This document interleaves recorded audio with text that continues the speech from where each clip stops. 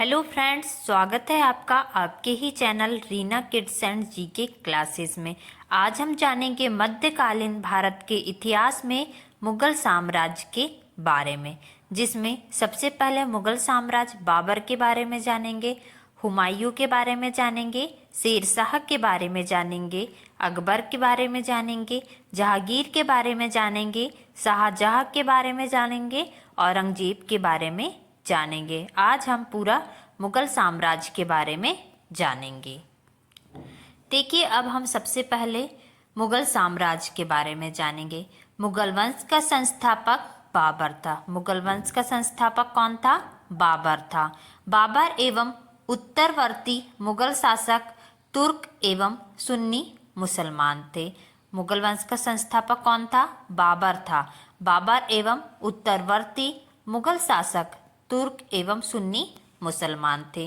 बाबर ने मुगल वंश की स्थापना के साथ ही पद पातशाही की स्थापना की। बाबर ने क्या किया? मुगल वंश की स्थापना के साथ ही पद पातशाही की स्थापना की, जिसके तहत शासक को बादशाह कहा जाता था। जिसके तहत शासक को क्या कहा जाता था? बादशाह कहा जाता था। अब हम बाबर के बारे में जानेंगे। बाबर का जन्म फरवरी 1483 ईसा में हुआ था। बाबर का जन्म कब हुआ था? फरवरी 1483 ईसा में हुआ था। इनके पिता उमर शेख मिर्जा फरगाना नामक छोटे राज्य के शासक थे। जो इनके पिता हैं उमर शेख मिर्जा फरगाना नामक छोटे राज्य के शासक थे। बाबर फरगाना की गद्दी पर 8 जून 1494 ईसा में बैठा। बाबर फरगाना की गद्दी पर कब बैठा? 8 जून 1494 ईसा में बैठा। बाबर ने 1507 ईसा में बादशाह की उपाधि धारण की। बाबर ने 1507 ईसा में बादशाह की उपाधि धारण की, जिसे अब तक किसी तैमूर शासक ने धारण नहीं की थी। बाबर के 4 पुत्र थे। बाबर के कितने पुत्र थे? 4 पुत्र थे। हुमायूं, कामरान, अस्करी तथा हिंदाल। कौन कौन थे 4 पुत्र? हुमायूं, कामरान, अस्करी तथा हिदाल।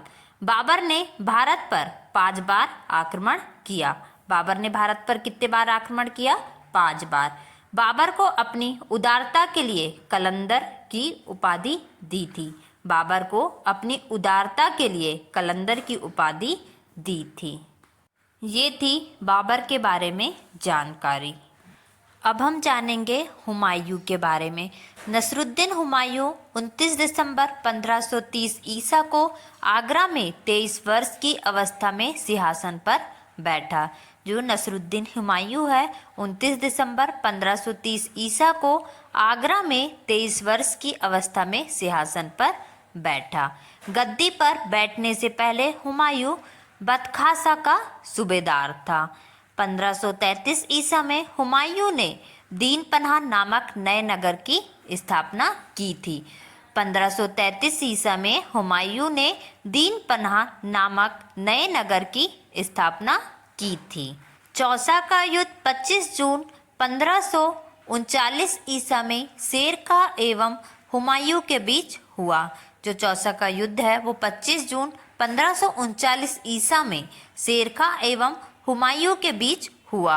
इस युद्ध में शेरशाह विजयी रहा। इस युद्ध में शेरशाह जीत गया।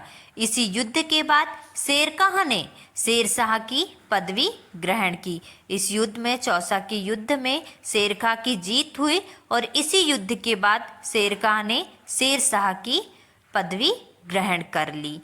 बिलग्राम युद्ध के बाद हुमायूं सिंध चला गया, जहां उसने 15 वर्ष तक घुमक्कड़ों जैसा निर्वासित जीवन व्यतीत किया। हुमायूं के बारे में इतिहासकार लैनपुल ने कहा है कि हुमायूं गिरते पड़ते इस जीवन से मुक्त हो गया, ठीक उसी तरह जिस तरह तमाम जिंदगी वह गिरते पड़ते चलता रहा था। हुमायूं नामा की रचना गुलबदन बेगम ने की थी। हुमायूं नामा की रचना किसने की थी? गुलबदन बेगम ने की थी। ये थी हुमायूं के बारे में जानकारी। अब हम जानेंगे शेरशाह के बारे में। सूर साम्राज्य का संस्थापक अफगान वंशी शेरशाह सूरी था। सूर साम्राज्य का संस्थापक कौन था? अफगान वंशी शेरशाह सूरी था। इसके बचपन का नाम फरीद खां था। इसके बचपन का क्या नाम था? फरीद खां था।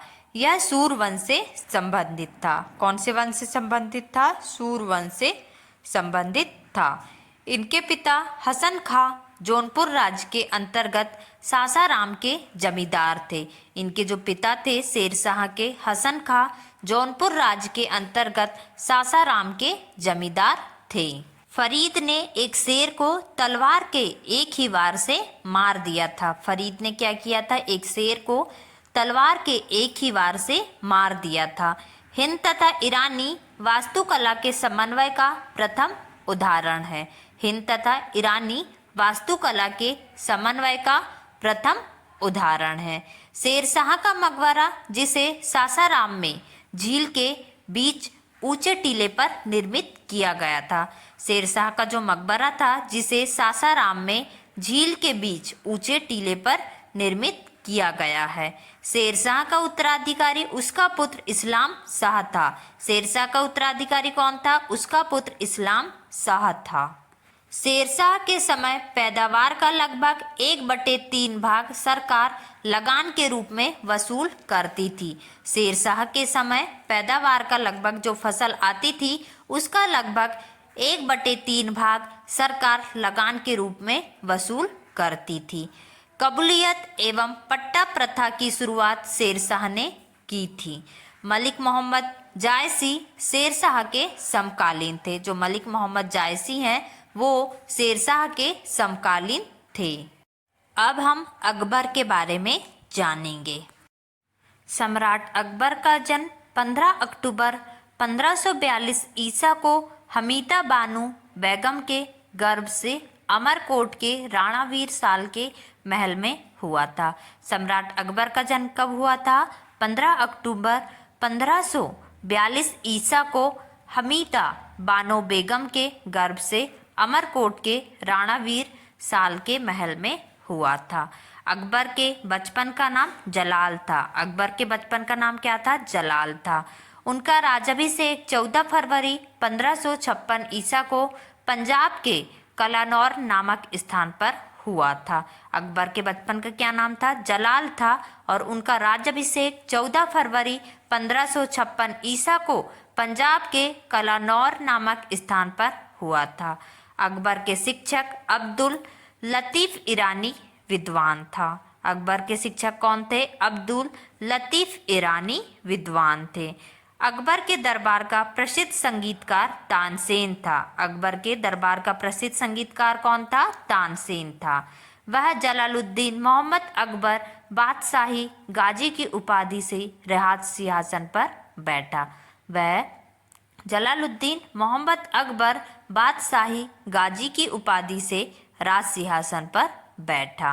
पानीपत की दूसरी लड़ाई 5 नवंबर 1556 ईसा को अकबर और हेमू के बीच हुई थी। पानीपत की दूसरी लड़ाई कब हुई थी? 5 नवंबर 1556 ईसा में अकबर और हेमू के बीच हुई थी, जिसमें अकबर की विजय हुई। जिसमें अकबर की क्या हुई? जीत हुई। दीन ए इलाही धर्म का प्रधान पुरोहित अकबर था। दीन ए इलाही धर्म का प्रधान कौन था? पुरोहित अकबर था। अकबर ने शाही दरबार में एक अनुष्ठान के रूप में सूर्योपासना शुरू करवाई। अकबर ने शाही दरबार में एक अनुष्ठान के रूप में सूर्योपासना शुरू करवाई। राजस्व प्राप्ति की जब्ती प्रणाली अकबर के शासनकाल में प्रचलित थी। राजस्व प्राप्ति की जब्ती प्रणाली अकबर के शासनकाल में प्रचलित थी। अकबर के दरबार के प्रसिद्ध चित्रकार अब्दुल समद था। दसवंत एवं बसावन अकबर के दरबार के चित्रकार थे। दसवंत एवं बसावन अकबर के दरबार के चित्रकार थे। अकबर के शासनकाल के प्रमुख गायक तानसेन, बाज बहादुर, बाबा रामदास एवं बेजू बावरा थे। अकबर के शासनकाल के प्रमुख गायक कौन कौन थे? तानसेन, बाज बहादुर, बाबा रामदास एवं बेजू बावरा थे। अकबर की शासन प्रणाली की प्रमुख मानसावदारी प्रथा थी। अकबर के समकालीन प्रसिद्ध सूफी संत शेख सलीम चिश्ती थे। अकबर के समकालीन प्रसिद्ध सूफी संत शेख सलीम चिश्ती थे। अकबर की मृत्यु 16 अक्टूबर 1605 ईसा को हुई थी। अकबर की मृत्यु कब हुई थी? 16 अक्टूबर 1605 ईसा को हुई थी। इन्हें आगरा के निकट सिकंदरा में दफनाया गया था। अकबर को कहाँ दफनाया गया था? आगरा के निकट सिकंदरा में दफनाया गया था। अकबर के काल को हिंदी साहित्य का स्वर्ण काल कहा जाता है। अकबर के काल को क्या कहा जाता है? हिंदी साहित्य का स्वर्ण काल कहा जाता है। अकबर ने बीरबल को कवि प्रिय एवं नरहरि को महापात्र की उपाधि प्रदान की। अकबर ने बीरबल को कवि प्रिय एवं नरहरि को महापात्र की उपाधि प्रदान की। बुलंद दरवाजा का निर्माण अकबर ने गुजरात विजय के उपलक्ष्य में करवाया था। बुलंद दरवाजा का निर्माण अकबर ने गुजरात विजय के उपलक्ष्य में करवाया था। अब हम जानेंगे जहांगीर के बारे में। अकबर का उत्तराधिकारी सलीम हुआ। अकबर का उत्तराधिकारी कौन हुआ? सलीम हुआ, जो 24 अक्टूबर 1605 ईसा को नसरुद्दीन मोहम्मद जहांगीर बादशाही गाजी की उपाधि धारण कर गद्दी पर बैठा। अकबर का उत्तराधिकारी कौन हुआ? सलीम हुआ, जो 24 अक्टूबर 1605 ईसा को नसरुद्दीन मोहम्मद जहांगीर बादशाही गाजी की उपाधि धारण कर गद्दी पर बैठा। जहांगीर का जन्म 30 अगस्त 1569 ईसा में हुआ था। जहांगीर का जन्म 30 अगस्त 1569 ईसा में हुआ था। अकबर ने अपने पुत्र का नाम सलीम सूफी संत शेख सलीम चिश्ती के नाम पर रखा। अकबर ने अपने पुत्र का नाम सलीम सूफी संत शेख सलीम चिश्ती के नाम पर रखा। जहांगीर को न्याय की जंजीर के लिए याद किया जाता है। जहांगीर को क्यों याद किया जाता है? न्याय की जंजीर के लिए याद किया जाता है। यह जंजीर सोने से बनी थी। यह जंजीर किससे बनी थी? सोने की बनी थी, जो आगरा के किले के शाहबुर्ज एवं यमुना तट पर स्थित पत्थर के खंभे में लगवाई हुई थी। जो आगरा के किले के शाहबुर्ज एवं यमुना तट पर स्थित पत्थर के खंभे में लगवाई हुई थी। जहांगीर द्वारा शुरू की गई तुजुक ए जहांगीरी नामक आत्मकथा को पूरा करने का श्रेय मौदबिन खां को है। जहांगीर ने आगा रजा के नेतृत्व में आगरा में एक चित्रणशाला की स्थापना की। जहांगीर ने आगा रजा के नेतृत्व में आगरा में एक चित्रणशाला की स्थापना की। जहांगीर के 5 पुत्र थे। जहांगीर के कितने पुत्र थे? 5 पुत्र थे। खुसरो, परवेज, खुर्रम, शहरयार, जहादार, ये कौन थे? जहांगीर के 5 पुत्र।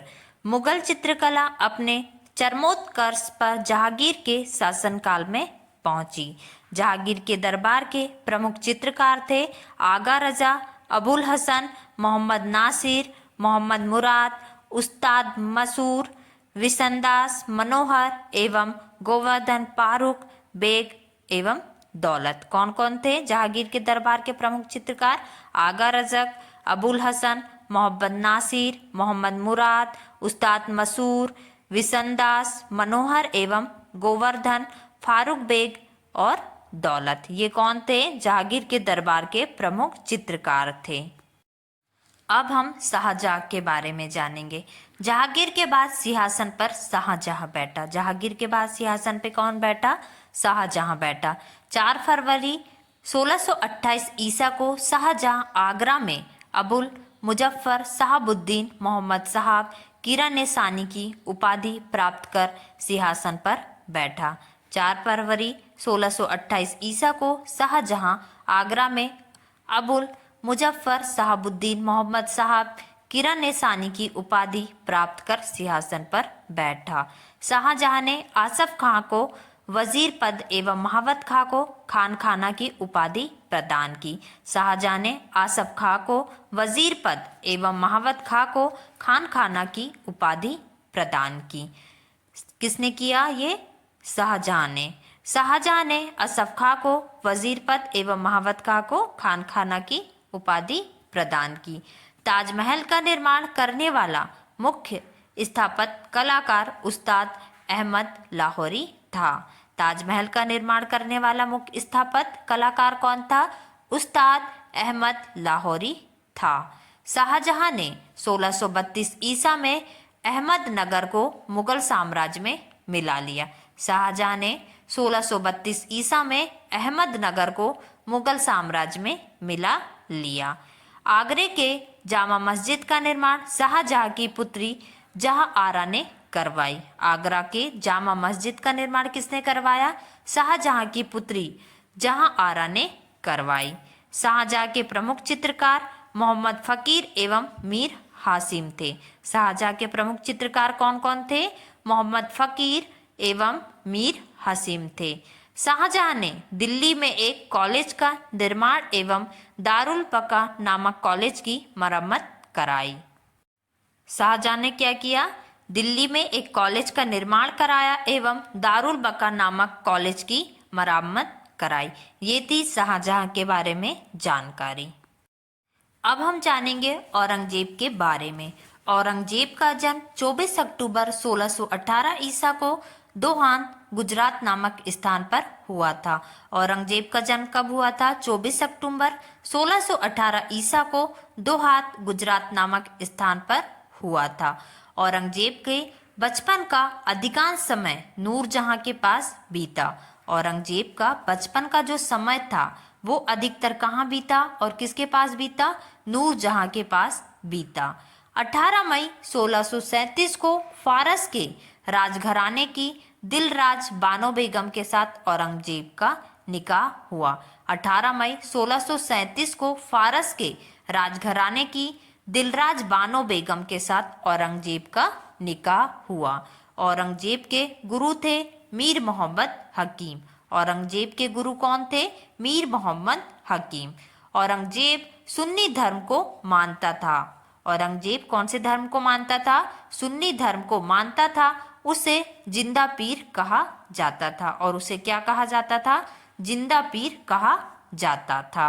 औरंगजेब ने बीबी का मकबरा का निर्माण 1679 ईसा में औरंगाबाद महाराष्ट्र में करवाया था। औरंगजेब ने जो बीबी का मकबरा का निर्माण है वो 1679 ईसा में औरंगाबाद महाराष्ट्र में करवाया। मदन्ना एवं अकन्ना नामक ब्राह्मणों का संबंध गोलकुंडा के शासक अबुल हसन से था। मदन्ना एवं अकन्ना नामक ब्राह्मणों का संबंध गोलकुंडा के शासक अबुल हसन से था। औरंगजेब के समय हुए जाट विद्रोह का नेतृत्व गोकुला एवं राजा राम ने किया था। औरंगजेब के समय हुए जाट विद्रोह का नेतृत्व गोकुला एवं राजा राम ने किया था। औरंगजेब का पुत्र अकबर ने दुर्गादास के बहकावे में आकर अपने पिता के खिलाफ विद्रोह किया। औरंगजेब का पुत्र अकबर ने दुर्गादास के बहकावे में आकर अपने पिता के खिलाफ ही क्या किया? विद्रोह किया था। औरंगजेब की मृत्यु 20 फरवरी 1707 ईसा को हुई। औरंगजेब की मृत्यु कब हुई? 20 फरवरी 1707 ईसा को हुई। ये थी औरंगजेब के बारे में जानकारी। इस वीडियो में हमने मध्यकालीन भारत के इतिहास में मुगल साम्राज्य के बारे में जाना, जिसमें सबसे पहले बाबर के बारे में जाना, हुमायूं के बारे में जाना, शेरशाह के बारे में जाना, अकबर के बारे में जाना। उसके बाद हमने जाना जहांगीर के बारे में और शाहजहां के बारे में, और उसके बाद जाना हमने औरंगजेब के बारे में। तो ये हमारा वीडियो था मध्यकालीन भारत के इतिहास में मुगल साम्राज्य के बारे में। Thank you for watching this video. Please like and subscribe.